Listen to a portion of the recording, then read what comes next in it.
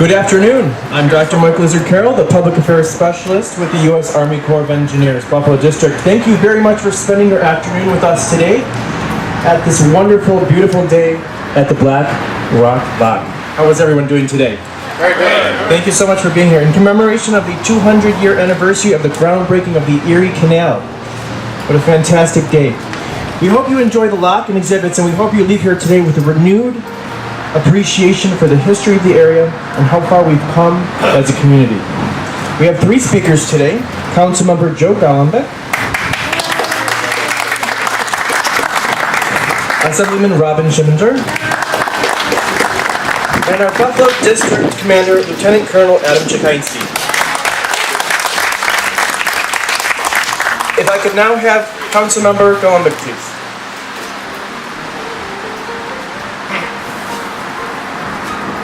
Thank you very much.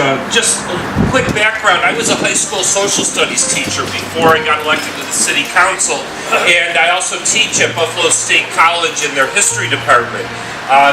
History, I think, is one of the most important things that we can learn, and the history of Buffalo is something that I think for too many years we didn't learn and we didn't know about. But places like the Army Corps of Engineers has kept that history alive. What was the year of the centenary? Was it 2014? 2014. And a little known fact that in 2014, the assembly member to vote on the Black Rock Lock getting the Army Corps of Engineers here with us today, and that's Robin Schimminger. He's been an assembly member since 1914, I think. But I want to welcome everybody to beautiful sunny Black Rock. I hope you all have a great day, and when you're done here, we're having something called 14207 Day in the rest of the neighborhood, and there's a lot of different events that are going on. So I hope you have a wonderful stay with us, and thank you for being here. Thank you very much, Councilmember Golombek. And now if I could please have Robin Schimminger, our Assemblyman. Thank you very much, Michael.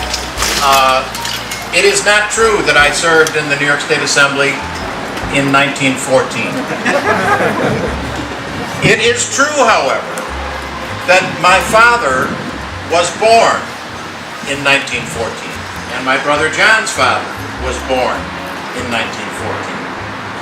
I did not come to the New York State Assembly until many years after my father was born, and I was born, and I grew up, and I succeeded a man named New York State Assemblyman Harold Izzard, who is Michael Izzard Carroll's father. Okay? When I was a little boy, I was the oldest of five. John was, I was an only child for about 3 years. It was great. One of my earliest memories was asking my dad a question. We lived on Niagara Street, River Road, up in the city of Tonawanda, way up there in the city of Tonawanda. We could look out and see the North Tonawanda Harbor. We could look out our front window and see the old ironworks in North Tonawanda. We could see the International Paper Plant on Tonawanda Island in North Tonawanda. And as a little boy, I could see these very large ships carrying iron ore to the steel plant, carrying wood pulp to the paper mill. And I asked my father, one of the first questions I asked him, Daddy, how do these ships get here? And do you know what he said to me? He said, the Black Rock Lock. Because before, there was a Black Rock Lock of this magnitude that lifts ships, 5-6 feet, as they travel from the lake down the river. Before that, large ships could not travel to the Tonawanda Harbor. There were always small canal boats. But with the building of the Black Rock Lock, those large factories came to flourish in my home city of the city of Tonawanda. He was born in 1914, so probably the Black Rock Lock had some special meaning for him, and that's why he gave me that answer. Before this lock existed, Councilman Golombek, who's a very smart guy, mentioned the year, 1833, right? That was the year that the Erie Canal lock was built here. And that was then superseded later when the canal ended in Buffalo and when this passageway was needed to serve ships heading to the city of Tonawanda and city of North Tonawanda. Western New York is all about our waterways, and this is a wonderful celebration here today. I'm really honored to be a part of it with my friend Joe Golombek. 1833, the year the Erie Canal lock was built here. 1914, the year the present Black Rock lock was built.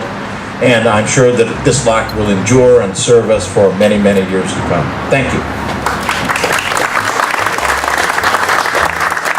Thank you very much, Assemblyman Schimminger.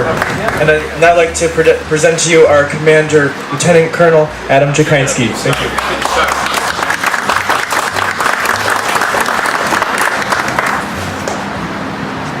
Good afternoon. I want to welcome everyone to the Buffalo District of the U.S. Army Corps of Engineers and to the Black Rock Lock as we celebrate the 200th anniversary of the groundbreaking of the Erie Canal.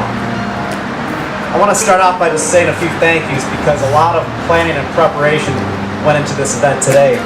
So special thanks to our community partners, namely the Black Rock Historical Society, the Black Rock Riverside Alliance, and the 14207-day planners, really for all their help and support these past few months. I also want to thank the many exhibitors who have made themselves available to share information about their respective organizations, and also a big thanks to our own members of our team here in the Buffalo District for their time and again their efforts these past few months in planning and coordinating for this event today. Lastly, thank you to Councilmember Joe Golombek and also Assemblyman Robin Schimminger for their remarks, support, and attendance today. Although the Assemblyman has not been serving since 1914, I was talking beforehand, we do share an important common year in history, and that was as he began his tenure in the Assembly, I was born, so we share that important year. So July 4th, 1817, Governor DeWitt Clinton was in Rome, New York, and that's where the groundbreaking for the Erie Canal occurred. Two burgeoning villages were competing for the rights to be the western terminus of that canal. Buffalo, the village of Buffalo, and the village of Black Rock. And as we know, in the end, Buffalo won that right. And in the years since then, grew into the Queen City of the Great Lakes and ultimately encompassed Black Rock, and Black Rock obviously became a neighborhood within the city. The 363-mile-long canal was the stimulus to open commerce in Buffalo by bringing food and raw materials from the American heartland to the great cities of the Atlantic seaboard. In return, ambitious settlers, aspiring entrepreneurs, machinery, and manufactured goods were permitted to move westward up the Hudson River through the Canal to Buffalo into its prominent position here on Lake Erie. The construction of the canal was at that time the largest civil works undertaking in our nation's young history. Now, as for the Army Corps of Engineers, our first official presence in the region occurred nearly a decade after that groundbreaking occurred. In 1826, we assumed responsibilities for the improvement of the harbor at Buffalo Creek, which included, at that time, a large sum of $15,000 in appropriations for the rebuilding and repair of the original piers, and then also followed by construction of a lighthouse a year later, and then a seawall in 1830. Captain Theodore Maurice, my predecessor, 72 plus times removed, was then ordered to Buffalo to advise and take personal charge of those works.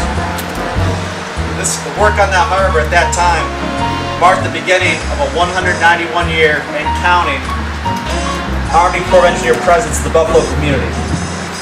The Corps became part of Black Rock